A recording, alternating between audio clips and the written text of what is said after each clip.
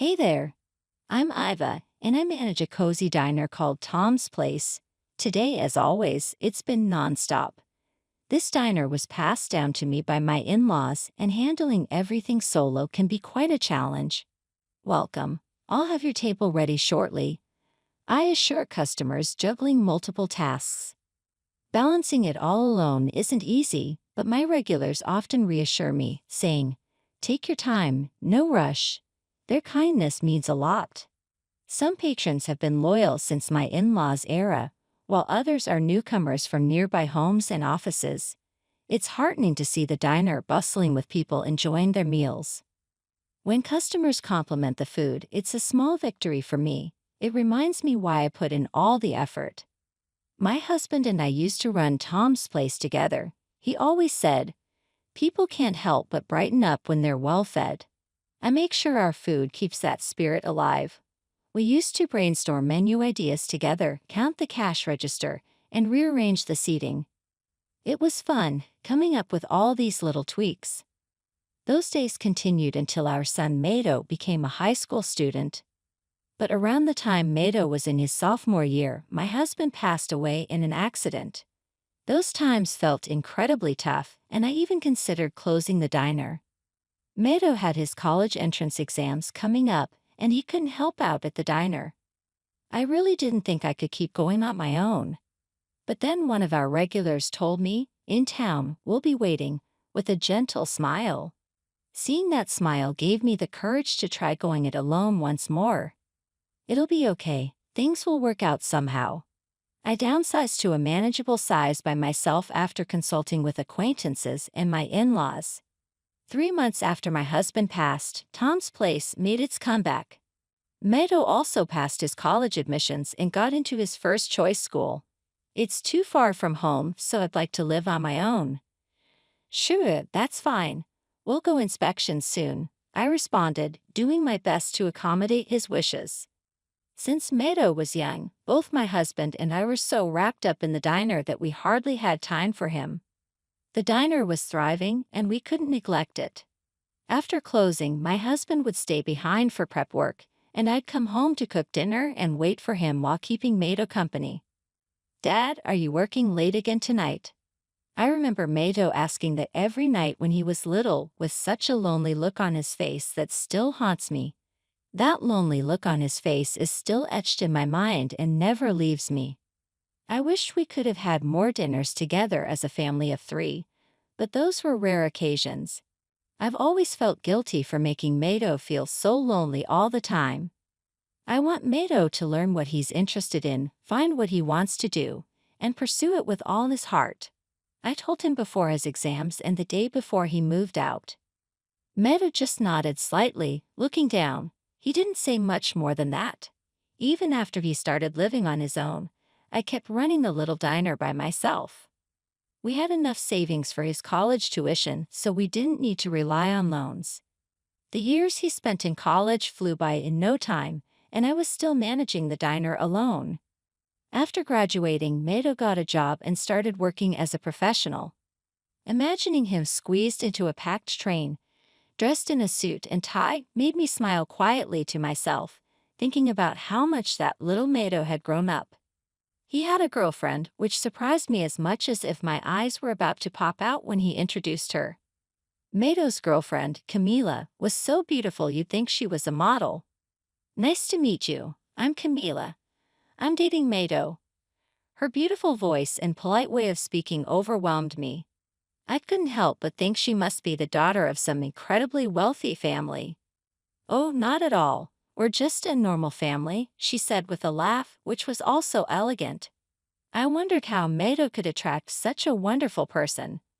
More than living together, it seemed Mado had moved into Camila's place. I couldn't help it. "My neighbor is noisy." "Mado, it's fine. I had rented a slightly larger room to begin with, so it's just right," Camila cheerfully said, coming to his rescue. Her polite speech, graceful gestures, and bright smile, I completely took a liking to her and couldn't help but say, "Please take care of him." And so the two happily got married and had 2 kids. 3 years later, the firstborn was a girl named Mila. The second was a boy named Kent. Guess I've become a grandma now, I'd say, talking to my husband's photo. Even after the children were born, Camila would find time to visit the diner. Hi, Ava. Oh, welcome. What about work, Camila? After the kids were born, I switched to a job I could do from home. Wow, we live in an age where that's possible. I'd say in admiration, taking turns looking at young Mila and Kent. It's fascinating to think that these little ones will grow up and stand on their own like Meadow did. Considering this, children seem even more mystical, and I'd stare at them even more intently. As the seasons turned, my two grandchildren grew up. My face got more spots, and suddenly Mila was in elementary school. Mila, how old are you now? I asked her one day when she came to visit the diner. I'm 6 now, and I'll be 7 on my next birthday, she replied with a precision not typical for a primary schooler. She must take after her mother. According to Camila, Mila is great at taking care of her little brother, which is a big help. They don't fight and get along really well, she'd say proudly. Everything seemed to be going smoothly, and it felt like all was leading to a bright future. But that wasn't to be the case. I had one big worry. It was about Mato, who seemed to have a hard time sticking with any job for long. Right after graduating from college, he quit his first job within 6 months. There's just too much to do, it's not worth the pay. Then he found another job, but he left that one too in less than 3 months. I can't do what I want, and not being able to work remotely nowadays is just impossible. If you keep changing jobs like this, you won't get anywhere. It's not my fault, the economy is to blame. Whenever something didn't suit him, he'd resort to excuses and quit. Watching him do this made me sigh. If you're not working, then you must be helping Mila and Kent, right? No, I don't do that. That's Camila's job, not mine. Camila was the one supporting the family in place of Meadow. Even as we spoke, Meadow was glued to his smartphone screen. I wondered what he was so engrossed in. Oh, Mom, you should check this out. I've gotten into food blogging as a hobby, posting on social media. When he showed me his phone, it was filled with rows of photos from various eateries. There were pictures of delicious-looking dishes and big combo meals. Meadow talked about follower counts and likes, but it was all Greek to me. Instead of playing around with that, why don't you get a real job? It's not a game, I'm serious. I'm aiming to be an influencer. What's that? Never mind, just follow me and hit like, okay. I don't know how to do any of that. Give me your phone, I'll install this app for you, and here's how you do it. With quick finger movements, he swiftly set up an account and got everything registered. He also showed me which button to press for likes and how to navigate the app. But after he left, I was still completely lost. I can't keep up with any of this. I put my smartphone aside and focused on doing the diner accounting instead. Occasionally, when I video call Camila, she too seems to have been told to check out Meadows' social media. Despite that, there are far more important things to pay attention to right here. I find more joy in seeing Mila and Kent through video calls than anything on social media. Meadow had helped out a bit at my diner right after he became unemployed, thinking it seemed easier than working at a company. No job is truly easy, but I appreciated his help at the diner. I've heard that these days it's less common for children to take over their parents' businesses. I wasn't planning on forcing the diner on him. I was prepared to close it gracefully when the time came. But maybe there had been some change in Meadow's heart. Maybe he had started to feel like he wanted to take over the diner. So I harbored a faint hope. I happily had Meadow out front greeting customers and taking orders. He became friendly with the regulars, and seeing him chat with them was refreshing. It seemed like a good start for the first week or so. Maybe this suits him better than working for a company after all. But he hardly did any cleaning or guiding. Worse yet, he began looking at social media in front of customers. He'd start asking both regulars and new customers to follow him and hit like. The next day, Meadow didn't show up for work at the time he was supposed to. Meadow, where are you? Today's your day off. I'm quitting that job. It's harder than I thought. After that, he wouldn't answer my calls, and I was back to running the diner alone. Meadow stopped coming to the diner altogether after less than 10 days. Since then, he's focused more on social media than anything else. Meanwhile, Camila has recently been working multiple jobs and cutting back on sleep. I worry she might collapse one day. Yet Meadow shows no sign of concern, continuing his food tours and social media posts. During one of our rare video calls, Camila let her true feelings slip. I wish he would earn even a little bit of money. She looked unusually downcast, her shoulders slumped. That wonderful smile was gone. Her beautiful voice sounded distant.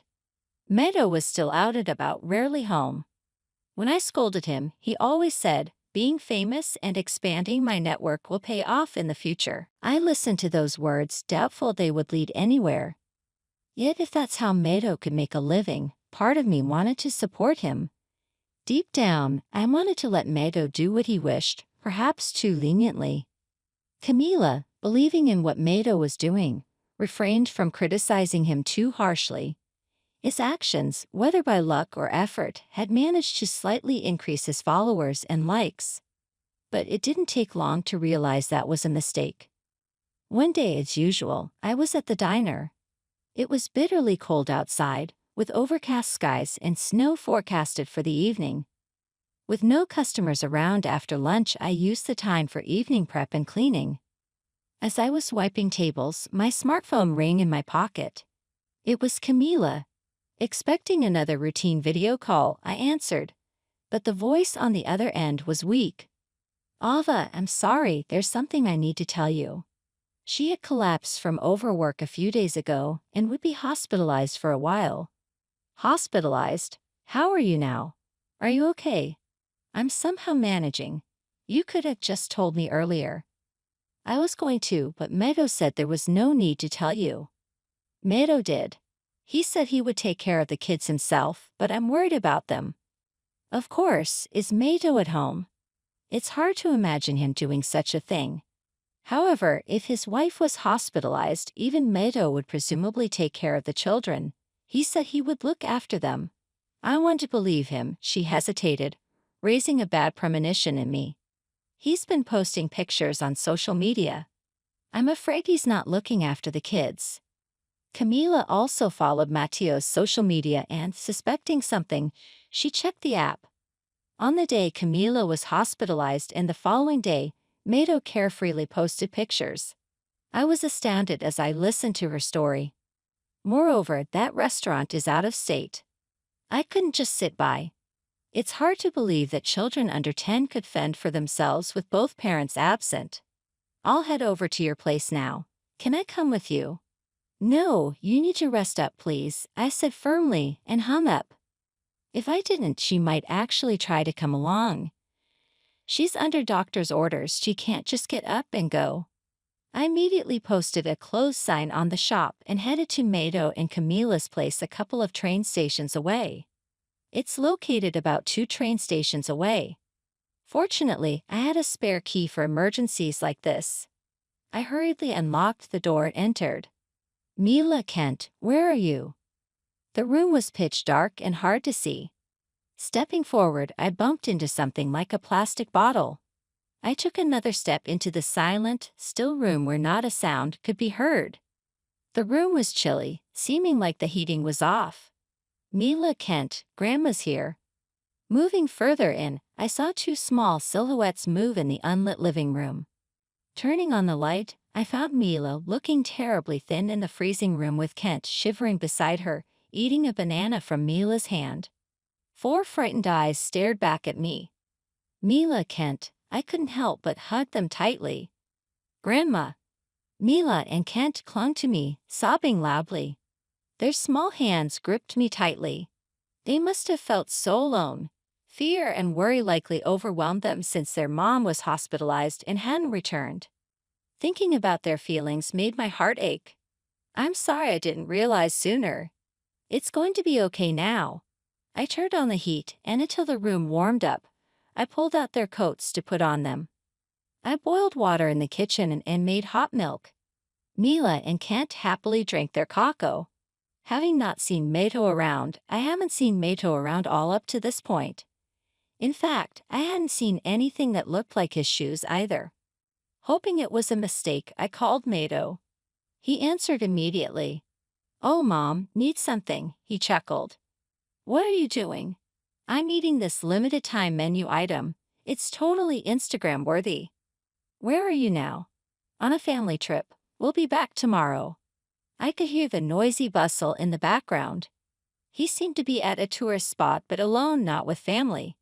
He seems to indeed be at a tourist spot but not with his family. He's alone. Even now, it appears he only thinks of himself. He was unable to protect Camila, Mila, or Kent. I felt a strong need to protect them myself, trying to maintain calm despite seething inside. I said, "I see. Stay safe." "Oh right, the souvenir." I hung up before Meadow could finish. He had hidden the fact that Camila was hospitalized, and just for some limited time dish, he neglected the kids. According to Mila, it seems Meadow had lied about going to work. I knew it. Mom worked too hard and collapsed, right? She understood the reason for her mother's collapse even if she didn't know the word overwork. It's baffling how Mateo fails to understand what even a child can. Mom looked so sick all the time, so I fed Kent whatever was in the fridge. "Did you eat anything, Mila?" "No," I held back. She shook her head back and forth. She shook her head, her cheeks hollow, too thin for her age. They must have eaten nothing during the days their parents were absent. "I haven't been to school. I miss everyone, but I thought I had to wait for Dad." Mila's eyes welled up with tears again. "Mila, you're such a hard worker, aren't you?" I decided to stay at their place that day. I wanted to cook a homemade meal for the two of them, but the fridge was empty. I can't make something with just ketchup. "Well, we'll have to eat out." "What do both of you want?" Their hunger made them list everything they could think of, and they couldn't stop. Eventually, we ended up at a diner where they enjoyed burgers and desserts. Seeing their beaming smiles, I felt relieved. People just can't seem to perk up when they're hungry. I was reminded of my husband's words. Once we got home and they had full stomachs, they quickly fell sound asleep. Watching their peaceful faces, I thought about Mateo. The next day, Meadow still hadn't returned. I checked his social media for any signs of him while asking Mila about it. It's a convenient way to broadcast information, making his actions completely transparent. Today he posted about eating at another restaurant. That boy, just you wait. I decided to take the children to the hospital where Camila was. It seemed she had just been given permission to leave the hospital and was in the process of settling the bill. At the entrance, Camila, Mila, and Kent were overjoyed to reunite. "But why are you here?" "I can't condone what my son has been doing. You all should come home. But we shouldn't impose. The imposition is on the end. My son has done something terrible, and I'm sorry." Then I whispered a plan to her. Camila was initially shocked but decided to take action. Eventually, Meadow returned a week later than he said he would. However, by then the home he returned to was empty. "What? What's this?" He even posted about this on social media, treating it as a joke, which was appalling. Just a few minutes after posting, he showed up at my diner. "Hey, listen, Mom, Camila and the kids," he started speaking as if he couldn't believe it himself. I got home, and no one was there, nothing was there. At the time it was lunchtime, and the diner was full of regulars. He began to tell his story with great enthusiasm, hoping to gain their sympathy. "I've been working hard on social media for my family, and my wife and kids have run away from home." "Well, that's tough." I listened disinterestedly, but the regulars reacted differently. The sound of chairs being pulled back could be heard around the diner, and quietly, little by little, they moved closer to Meadow. "That's awful, right, everyone?" Not understanding the gravity of the situation and trying to stir up more sympathy, Meadow was met with a remark from one of the regulars. "You're the guy going by mate on social media, aren't you?" "Yeah, my follower. Thanks for following. No joke." You practically forced us to follow you a while back. Other customers nodded in agreement. We get constant notifications and it's annoying. When we checked, you were disrespecting food. I did what? Messing with free toppings or tasting a dish only to trash it after one bite. No, that was just a joke. And you've been neglecting your wife and kids to fool around, it seems. That's because I'm going to make it big as an influencer. Influencer, my foot. The regulars scowled at Mato fiercely, his face turning red.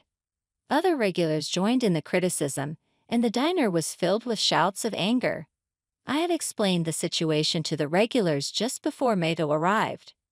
Camila had canceled the lease right after being discharged from the hospital, and now Mila and Kent are living with me at my house.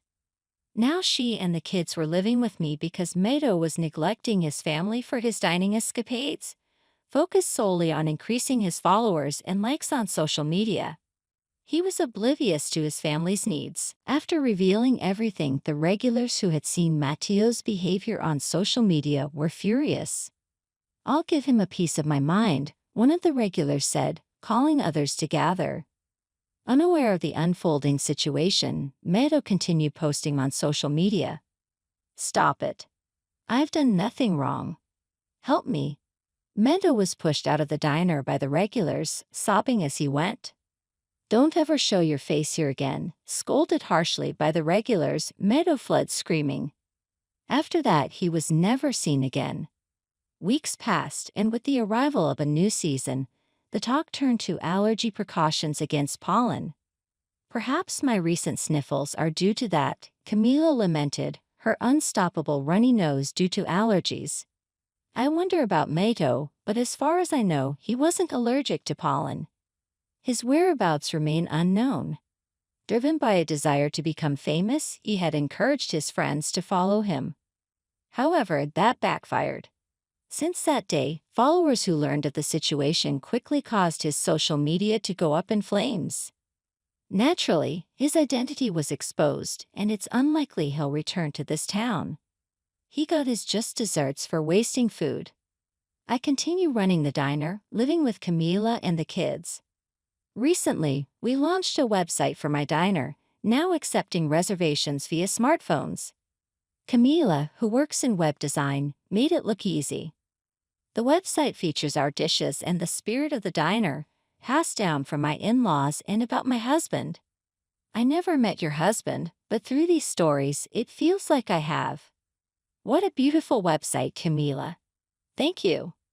Her work doesn't stop there. She systematized the inventory and sales accounting, making daily bookkeeping much easier. Everything that used to be done by hand now gets automatically calculated once it's entered into the computer. How convenient, I marveled. I quickly got the hang of it, even though I wasn't used to smartphones. Handling reservations over the phone has also improved customer traffic. Mila has started visiting the diner after school, confidently answering phone calls. "Hello. Yes, would you like to make a reservation?" she says. Though a bit hesitant, she insists on handling it herself, assuring me she's fine. Our recommendation: well, the fried chicken. It's freshly fried in a base, she suggests. Watching her take calls with her notes in hand has charmed the regulars. Everyone is smitten with her cuteness.